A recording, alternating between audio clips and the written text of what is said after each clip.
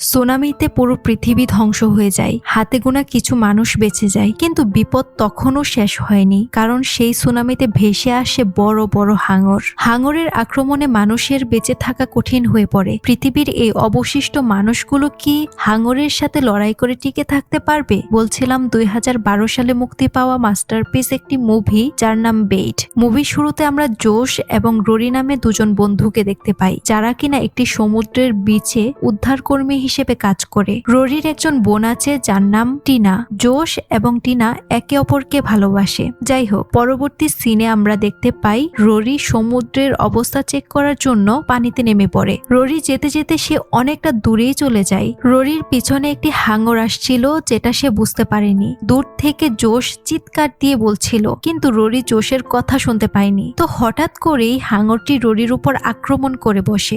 জোশ অনেক চেষ্টা করে তাকে বাঁচানোর জন্য, কিন্তু শেষ পর্যন্ত সে তাকে বাঁচাতে পারে না। দৃশ্য পরিবর্তন হয়। সময়টা ছিল রোরির মৃত্যুর 1 বছর পর। আমরা জোশকে দেখতে পাই সে লাইফগার্ডের চাকরি ছেড়ে দিয়ে একটি সুপার শপের চাকরি নিয়েছে। জোশ যখন শপের দিকে যাচ্ছিল, তখন সে হঠাৎ খেয়াল করে দেখে সমুদ্রের উপরে পাখিগুলো উড়ে অন্য কোথাও চলে যাচ্ছে। এটা দেখে সে একটু অবাক হয়, কারণ এই দৃশ্যটা শুধুমাত্র সুনামির পূর্ব মুহূর্তেই দেখা যায়। কথায় আছে, কোনো বিপদ ঘনিয়ে আসলে পশু পাখিরা সেটা সবার আগে বুঝতে পারে। যাই হোক, জোশ যেহেতু লাইফগার্ডের চাকরি ছেড়ে দিয়েছে, তাই তার সুনামি নিয়ে চিন্তা না করলেও চলবে। এটা ভেবে সে শপে চলে আসে। জোশ সুপার শপে যে পণ্যগুলো থাকে সেগুলো গুছিয়ে রাখছিল। ঠিক ওই মুহূর্তে জাইমি নামে একটি মেয়ে শপে আসে, আর সে চুরি করে বিভিন্ন পণ্য জ্যাকেটের পকেটে রাখছিল, যেটা আবার সেখানকার একজন গার্ড দেখে ফেলে। তারপর গার্ড তাকে ধরতে গেলে সে দৌড় দেয় এবং দৌড়াতে দৌড়াতে রায়ান নামে আরেকজন সেলসম্যানের কাছে চলে আসে।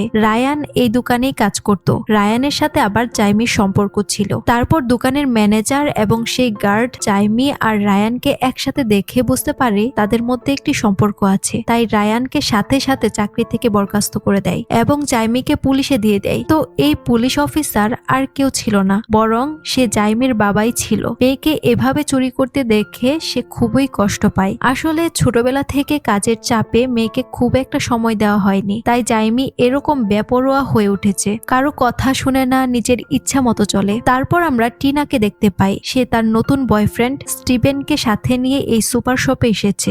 আসলে 1 বছর আগের রোরি মারা যাওয়ার পর টিনা এবং জোশের মধ্যে ব্রেকআপ হয়ে যায়, কারণ টিনা ভাবছিল জোশের কারণেই তার ভাই মারা গিয়েছে। সে চাইলে হয়তো রোরিকে বাঁচাতে পারত। টিনাকে স্টিভেনের সাথে দেখে জোশ সেটা সহ্য করতে পারে না, তাই সে ফ্রেশ হওয়ার জন্য ওয়াশরুমে চলে আসে। তারপর আমরা জাইমিকে দেখতে পাই তার বাবা তাকে নিয়ে বেসমেন্টে এসেছে, যেখানে তার গাড়িটা পার্কিং করা ছিল। মেয়েকে গাড়িতে তুলে যখন সে গাড়িতে উঠেই যাবে, ঠিক ওই মুহূর্তে দেখতে পাই একজন লোক পিস্তল নিয়ে সেই সুপার শপের দিকে যাচ্ছে। তাই সে মেয়েকে গাড়িতে রেখে ওই লোকটির পিছনে যায়। পিস্তল হাতে লোকটি একজন ডাকাত যার নাম ডয়েল, এবং তার সাথে আরেকজন লোক আছে যার নাম কার্বি। কার্বিকে গাড়িতে রেখে সে ভিতরে ঢুকেছে। ডয়েল সরাসরি ম্যানেজারের রুমে যায় আর ম্যানেজারকে গান পয়েন্টে নিয়ে বোল্ট থেকে সব টাকা বের করে দিতে বলে। ম্যানেজার বোল্ট খুলে দেখায় সেখানে কোনো টাকা নেই, টাকা অন্য বোল্টে রাখা ছিল। তাই ডয়েল তাকে গান পয়েন্টে রেখেই অন্য বোল্টে নিয়ে যেতে বলছে। তারা যখন রুম থেকে বের হয়, তখন পিছন থেকে জাইমির বাবা ডয়েলের মাথায় পিস্তল ধরে এবং তাকে বলে ম্যানেজারকে ছেড়ে দিতে। ঠিক ওই মুহূর্তে আবার কার্বি চলে আসে আর সে টিনার মাথায় পিস্তল ধরে আর জাইমির বাবাকে বলে বন্দুক নিচে নামানোর জন্য। তবুও জাইমির বাবা পিস্তল নামাচ্ছিল না, তাই কার্বি সেই সুপার শপের একজন মহিলাকে গুলি করে মেরে ফেলে। শব্দ শুনে জোশ ওয়াশরুম থেকে বেরিয়ে এসে দেখে টিনার মাথায় পিস্তল। এটা দেখে জোশ নিজেকে কন্ট্রোল করতে পারছিল না। সে ওই ডাকাতের উপর আক্রমণ করতে চাইছিল, আর ঠিক ওই মুহূর্তে ভূমিকম্পে পুরো বিল্ডিংটি কেঁপে ওঠে আর সেই সাথে দোকানের জিনিসগুলো ছড়িয়ে ছিটিয়ে পড়তে থাকে। তারা কেউ কিছু বুঝতে পারছিল না আসলে হচ্ছেটা কি। তখন আমরা বাহিরের পরিবেশ দেখতে পাই, যেখানে বিশাল বড় একটি ঢেউ শহরের দিকে ধেয়ে আসছিল, আর মুহূর্তের মধ্যে সবকিছু পানির নিচে তলিয়ে যেতে থাকে। জোশদের বিল্ডিং এও পানি ঢুকে যায় আর সবাই পানির নিচে তলিয়ে যায়। কেউ কেউ ভাসতে ভাসতে দূরে চলে যায়, আবার কারো মাথায় কোনো লোহা বা ভারী বস্তুর আঘাত লাগছে আর সাথে সাথেই মারা যাচ্ছে। তারপর আমরা দোকানের চারদিকে শুধু লাশ আর লাশ দেখতে পাই। হঠাৎ করেই জোশকে দেখতে পাই পানির নিচ থেকে ভেসে উঠেছে, আর সে চারদিকে খুঁজছিল আর কেউ বেঁচে আছে কিনা। সে চিৎকার করে ডাকছিল। তারপর আমরা একে একে সবাইকে দেখতে পাই বেঁচে আছে, শুধু জাইমের বাবা মারাত্মক আহত হয়েছে। তার পায়ের মধ্যে একটি লোহা ঢুকে যায়, যার ফলে সেখান থেকে প্রচুর রক্ত বের হতে থাকে। এই প্রথমবার জাইমের খুবই কষ্ট হচ্ছিল তার বাবার জন্য। তখন জাইমের বাবা বব জাইমিকে জিজ্ঞেস করে, তুমি না বেসমেন্টে ছিলে, উপরে আসলে কখন? তখন জাইমি বলে, আমার কারণে রায়ানের চাকরি চলে গিয়েছে, তাই আমি শপের ম্যানেজারের সাথে কথা বলার জন্য এসেছিলাম। হঠাৎ করে জাইমির মনে হয় রায়ান তো বেসমেন্টে ছিল, তাই সে তাৎক্ষণিক বেসমেন্টে যাওয়ার প্রস্তুতি নেয়। তখন ডয়েল বলে, এখানে যেহেতু পানি চলে এসেছে তার মানে বেসমেন্টে অলরেডি ডুবে গিয়েছে, তাই ওখানে গিয়ে লাভ নেই, ওখানে কেউ জীবিত আছে বলে মনে হয় না। এটা শুনে জাইমি খুবই কষ্ট পায় এবং সে কান্না করতে থাকে। তারপর জাইমি তার বাবার পায়ের কাটা অংশে চাপ দিয়ে ধরে রাখে যেন রক্ত বের হতে না পারে। আর ওইদিকে আমরা টিনাকে দেখতে পাই, যে কিনা পানিতে একটি লাশ দেখে স্তব্ধ হয়ে দাঁড়িয়েছিল।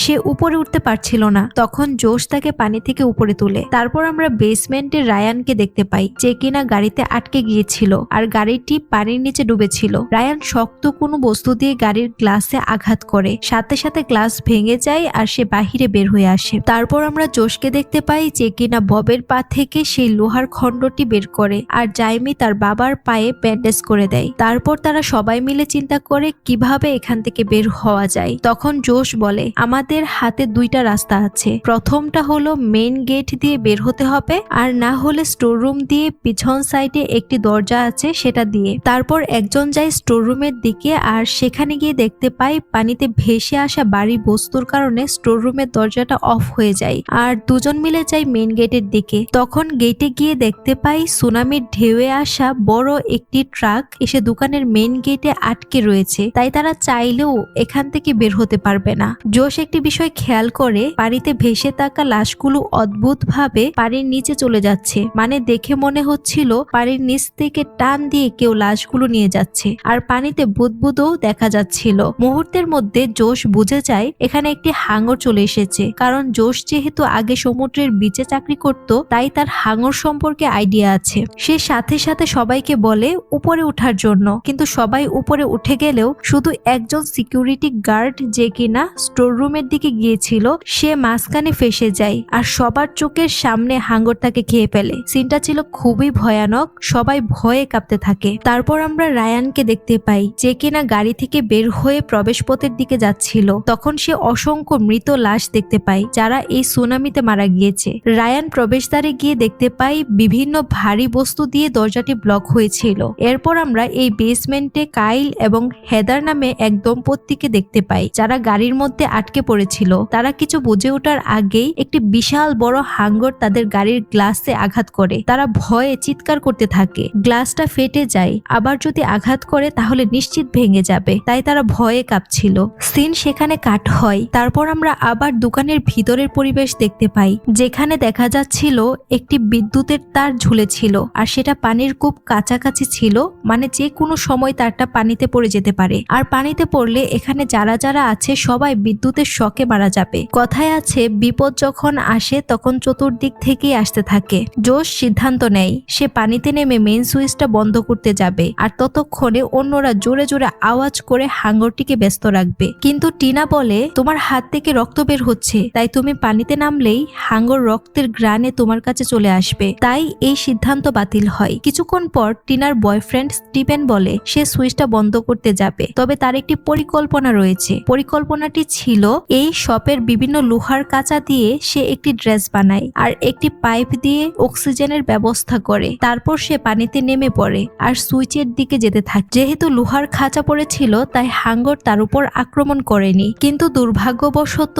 যে পাইপ দিয়ে সে শ্বাস নিচ্ছিল সেই পাইপটি সুইচ পর্যন্ত নাগাল পাচ্ছিল না, তাই সে অক্সিজেন পাইপটি খুলে ফেলে আর সে মেইন সুইচটা বন্ধ করে। কিন্তু লোহার খাঁচা পড়ায় সে উপরে উঠতে পারছিল না, তার শরীর অনেক ভারী হয়ে পড়েছিল, আবার নিঃশ্বাসও নিতে পারছিল না, তাই শেষ পর্যন্ত স্টিভেন সেখানেই মৃত্যুবরণ করে। টিনা বুঝতে পারছিল স্টিভেন মারা গিয়েছে। স্টিভেনের জন্য টিনা অনেক কান্না করে। তারপর আমরা কাইল ও হেদারকে দেখতে পাই যারা তাদের গাড়ির উপরে সানসেটটা সরিয়ে বের হওয়ার চেষ্টা করছিল। ঠিক ওই মুহূর্তে রায়ান তাদেরকে দেখতে পাই, আর তখন সে চিৎকার দিয়ে বলে উঠে পানিতে নামবে না, কারণ পানিতে হাঙ্গর আছে। তখন রায়ান তার পাশে থাকা একটি মৃত লাশের হাত নিয়ে সেটা দূরে ঢিল দেয়, আর তখন হাঙ্গর সেদিকে আসতে থাকে। আর এই সুযোগে কাইল ও হেদার গাড়ি থেকে বের হয়ে একটা নিরাপদ জায়গায় যেতে পারে। তারপর আমরা জোশকে দেখতে পাই, সে একটি পরিকল্পনা করেছে। উপরে ভেন্টিলেশনের পাইপ দিয়ে তারা বাহির হওয়ার প্ল্যান করে। যাই হোক, পরিকল্পনা মোতাবেক ম্যানেজার সবার আগে বের হতে চাইলে জোশ আর ডয়েল তাকে একটি দড়িতে বেঁধে টেনে উপরে তুলে। তারপর ম্যানেজার যখন পাইপের ঢাকনাটা খুলে উপরে উঠতেই যাবে, ঠিক ওই মুহূর্তে সেই পাইপের ভিতরে থাকা অসংখ্য পোকামাকড় এসে ম্যানেজারের চোখে মুখে পড়ে। তখন সে অনেক ভয় পেয়ে যায় আর চিৎকার দিয়ে ওঠে। তারপর আবার যখন উপরে ওঠার ট্রাই করে, ঠিক তখন পানির নিচ থেকে বড় একটি হাঙর লাফ দিয়ে উপরে উঠে ম্যানেজারকে কামড় দিয়ে ধরে আর ম্যানেজারের কোমর থেকে নিচ পর্যন্ত টেনে ছিঁড়ে নিয়ে যায়। শুধু অর্ধেক বডি দড়িতে ঝুলে থাকে। দৃশ্যটি ছিল খুবই ভয়াবহ। সবাই ভয়ে চিৎকার করতে থাকে। পরের দৃশ্যে আমরা রায়ানকে দেখতে পাই। সে সেম ভাবে পাইপ দিয়ে উপরে উঠতে চেয়েছিল, কিন্তু পাইপ দিয়ে উঠার সময় হাত ফসকে পানিতে পড়ে যায়। তখন হাঙর শব্দ শুনে এদিকে আসতে থাকে আর রায়ান প্রাণপণ চেষ্টা করতে থাকে কাইলদের কাছে যাওয়ার জন্য। শেষ মুহূর্তে সে কাইলের কাছে পৌঁছে যায় আর গাড়িতে উঠে পড়ে, কিন্তু হাঙরের ধাক্কায় কাইল তখন পানিতে পড়ে যায় আর হাঙর কাইলকে সেখানেই খেয়ে ফেলে। রায়ান অনেক চেষ্টা করেও তাকে বাঁচাতে পারেনি। কাইলকে হারিয়ে হেদার অনেক কষ্ট পায়। তারপর ডয়েল একটি বর্ষা তৈরি করে হাঙরটিকে মারার জন্য, কিন্তু সেটার জন্য একটি টুপ দরকার আর একটি হুক দরকার, যেন হাঙরটিকে ফাঁদে ফেলতে পারে। সেজন্য বব চিন্তা করে স্টোর রুম থেকে সে একটি মাংস আর হুক নিয়ে আসবে আর সেটা টুপ হিসেবে ব্যবহার করবে। কিন্তু ববের পায়ে যেহেতু আঘাত পেয়েছিল, তাই জাইমি সিদ্ধান্ত নেয় যে সে যাবে। তারপর সবাই অন্যদিকে জোরে জোরে শব্দ করছিল আর এইদিকে জাইমি পানিতে নেমে স্টোর রুমে গিয়ে দ্রুত একটি হুক আর মাংস নিয়ে চলে আসে। তারপর ডয়েল একটি দড়ির মাথায় সেই হুকটি লাগায় আর হুকের মাথায় মাংস লাগিয়ে পানিতে ফেলে রাখে। কিন্তু হাঙরটি খুবই চালাক হওয়ায় সে বুঝে যায় এটা কোনো ফাঁদ, তাই সে আসে না। এভাবে অনেকক্ষণ অপেক্ষা করার পরেও হাঙরটি আসে না। তারপর আমরা টিনাকে দেখতে পাই, যে কিনা তার ভুল বুঝতে পারে আর সে জোশকে ক্ষমা করে দেয়। আর তখন জোশও টিনাকে বলে সে অনেক চেষ্টা করেছিল তার বাইকে বাঁচানোর জন্য, কিন্তু শেষ পর্যন্ত সে পারেনি। তাদের মধ্যে আবার মিল হয়। পরের দৃশ্যে আমরা কার্বিকে দেখতে পাই। সে তার পিস্তলটি নিয়ে একটি মেয়ের মাথায় ধরে আর সবাইকে পিছিয়ে যেতে বলে। চিৎকার দিয়ে বলছিল কেউ যেন সামনে না আসে। তারপর সে ওই মেয়েটির কাঁধে সেই হুকটি লাগিয়ে তাকে পানিতে ফেলে দেয়, যেন শব্দ পেয়ে হাঙরটি এখানে আসে আর সে গুলি করে মারতে পারে। কার্বি ছিল স্বার্থপর টাইপের মানুষ। সে সব সময় নিজের চিন্তা করত। যাই হোক, কার্বি হুক লাগিয়ে মেয়েটিকে পানিতে ফেলে দেয়। শব্দ শুনে হাঙর সেদিকে আসতে থাকে। তারপর ডয়েল পিছন থেকে কার্বিকে সেই বর্ষা দিয়ে আঘাত করে আর কার্বির পিস্তল পড়ে যায় পানিতে। তারপর ডয়েল মেয়েটিকে পানি থেকে তুলে আর কার্বিকে পানিতে ফেলে দেয়। হাঙর এসে কার্বিকে খেয়ে ফেলে। এতে হাঙরের মুখে সেই বর্ষাটি ঢুকে যায়। তাই ওই সুযোগে তারা সবাই প্ল্যান করে এখান থেকে বের হওয়ার একটাই রাস্তা আছে, আর সেটা হলো যেই গাড়িটি গেটে আটকে আছে সেই গাড়িটিকে সরানো। আর গাড়ি সরাতে চাইলে গাড়ির ইঞ্জিনের মধ্যে ইলেকট্রিক কেবল জয়েন দিয়ে তারপর বিদ্যুৎ লাইন দিলে বিশাল বড় একটি বিস্ফোরণ ঘটবে আর তাতে গাড়িটি সরে যাবে। তারপর তারা বের হতে পারবে। তারপর সবাই প্ল্যান অনুযায়ী নেমে পড়ে। ওইদিকে রায়ান এবং হেদার নিচে বেসমেন্টে তখনও আটকে ছিল। রায়ান চিন্তা করে এভাবে আটকে থাকলে কেউ তাদের উদ্ধার করতে আসবে না। তাই রায়ান লম্বা একটি লোহার বস্তু নিয়ে সেটা দিয়ে জোরে জোরে শব্দ করতে থাকে। এতে হবে কি, কেউ যদি আশেপাশে থাকে তাহলে এই শব্দ শুনে বুঝতে পারবে বেসমেন্টে কেউ আছে। তখন উপর থেকে জাইমি এই শব্দ শুনতে পায় আর বুঝে যায় রায়ান এখনো বেঁচে আছে। তাই তখন জাইমি পাগল হয়ে যায় বেসমেন্টে আসার জন্য। তখন জাইমির সাথে জোশও বেসমেন্টে চলে আসে। দোকান থেকে বেসমেন্টে আসার জন্য গোপন একটা রাস্তা ছিল। তারপর বেসমেন্টে আসার পর জাইমি রায়ানকে দেখতে পায় আর সে খুবই খুশি হয়। তারপর জাইমি জোশকে বলে তার বাবার গাড়িতে শর্টগান আছে, সেটা আনতে পারলে তারা হাঙরকে মারতে পারবে। তখন জোশ পানিতে নেমে যায় বন্দুকটি আনার জন্য। পিছনে আবার হাঙর আসছিল। তখন জোশ অনেক কষ্ট করে বন্দুকটি বের করে। তারপর যখনই হাঙর তার উপর অ্যাটাক করতে যাবে, ঠিক ওই মুহূর্তে জোশ তার হাতে থাকা বন্দুক দিয়ে গুলি করে হাঙরটিকে মেরে ফেলে। তারপর তারা সবাই উপরে আসে। এরপর তারা একটি ইলেকট্রিক কেবল গাড়ির ইঞ্জিনের সাথে জয়েন করে আর জাইমির বাবা মেইন সুইচটি অন করে চলে যায় বোর্ডের কাছে। ঠিক ওই মুহূর্তে যে হাঙরের মুখে হুক আটকে গিয়েছিল সেই হুকটি হঠাৎ করে খুলে যায় আর সাথে সাথে হাঙরটি ডয়েলের দিকে আসতে থাকে। তখন জোশ তার বন্দুক দিয়ে হাঙরটিকে গুলি করতে গেলে দেখতে পাই বন্দুকে বুলেট ছিল না। তখন ডয়েল নিজেকে বাঁচানোর জন্য উপরে উঠে একটি পাইপ ধরে কোনো রকমে ঝুলে থাকে। এরপর জোশের হঠাৎ মনে পড়ে যায় তার কাছে একটি লেজার গান ছিল, যেটা সে জাইমির বাবার গাড়ি থেকে নিয়েছিল। তারপর সে তার লেজার ওয়াটার গান দিয়ে হাঙরটিকে আক্রমণ করে। এতে করে হাঙরটি না মরলেও কিছু সময়ের জন্য সেন্সলেস হয়ে যায়। আর ওই সুযোগে জাইমির বাবা মেইন সুইচটি অন করে দেয় আর সাথে সাথে বিশাল বড় একটি বিস্ফোরণ ঘটে আর সেই সাথে মেইন গেট থেকে গাড়িটি সরে যায়। তারপর তারা সবাই বাহিরে এসে দেখতে পায় পুরো শহর একদম ধ্বংস হয়ে গেছে। চারপাশের বড় বড় বিল্ডিং গাছ সব ভেঙে গিয়েছে। পুরো শহরটা নরকে পরিণত হয়েছে। আর এই দৃশ্যের মধ্য দিয়ে মুভিটি শেষ হয়। তো বন্ধুরা, মুভিটি কেমন লাগলো অবশ্যই কমেন্টে জানাবে আর সাবস্ক্রাইব করে আমাদের পাশে থাকবে। ধন্যবাদ।